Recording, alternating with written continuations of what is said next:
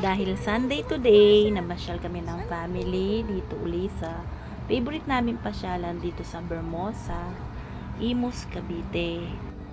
And share ko lang sa inyo yung batang namit namin dito sa Bermosa. Tuwan-tuwa siya sa aso naming si Pogi at hiniram niya ito at naglaro silang dalawa.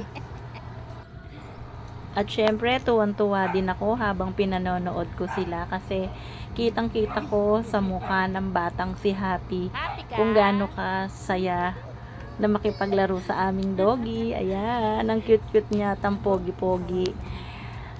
Tinanong ko kung ilang taon na siya at 3 years old na daw siya, sabi ng mami niya, and pinagpaalam ko rin na kung pwede i-post ko si Happy dahil sobrang natutuwa talaga ako sa kanya.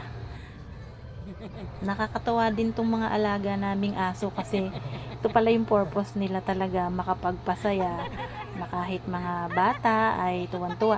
First time nga pala ni Pogi na mamasyal dito sa Bermosa.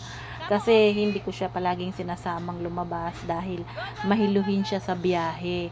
Kaya ngayon, tinry ko siya kasi yung ibang dogs namin nakapasyal na dito. So ngayon, tinry ko naman na siya naman yung isama namin at ayun nga, natutuwa din talaga yung aming Pogi. Ayan, play silang dalawa. Pawis na nga si Happy na nakikipaglaro sa kanya at nakakabilib tong bata na to. Ayan oh, super loving siya sa mga pet. Ayan, smile niya. Ayan, si mami niya, sabi ko, last 1 minute at magbabay na kay Pogi dahil uuwi na kami. Ayan, nagbabay siya, nakakatuwa. Napakabait at napakabibong bata. So, hindi natin pinalampas na kuhanan ko din sila ng picture. Ayan, oh.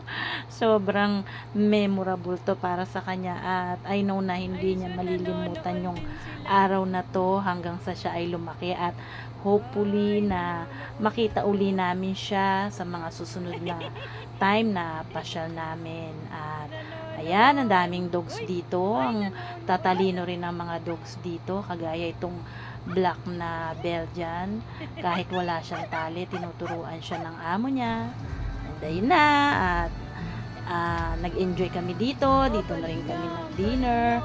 Kaya, ayun, ito yung a day in our life na share ko lang sa inyo guys. Thank you for watching!